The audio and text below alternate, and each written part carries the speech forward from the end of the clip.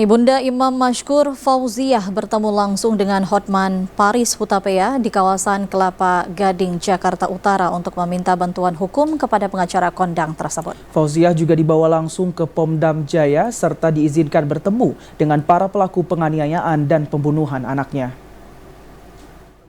Ibunda Imam Mashkur Fauziah, korban penganiayaan dan pembunuhan yang dilakukan oleh oknum TNI dan sipil, bertemu langsung dengan pengacara Hotman Paris di kawasan Kelapa Gading, Jakarta Utara, Selasa pagi.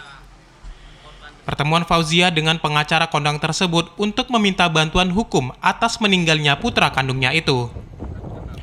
Di hadapan Hotman Paris dan anggota DPD RI asal Aceh Sudirman, serta sejumlah pengacara tim Hotman 911, Fauziah menceritakan bagaimana kronologis saat Imam Mashkur menelepon untuk meminta uang 50 juta rupiah sebagai tebusan sebelum dirinya meninggal dunia karena dianiaya oleh oknum TNI.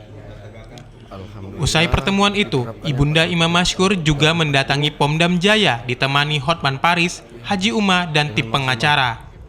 Kedatangannya itu diterima dengan baik oleh Dan Pomdam Jaya Kolonel Irsyad Hamdi. Bahkan Fauziah juga bertemu langsung dengan para tersangka. Menurut informasi, saat bertemu dengan para tersangka, Ibunda Imam Mashkur meluapkan kekesalannya terhadap pelaku pembunuhan anaknya itu. Dirinya juga sempat bertanya kepada para pelaku mengapa mereka sampai membunuh putra kandungnya itu. Tim Liputan TVRI Aceh melaporkan.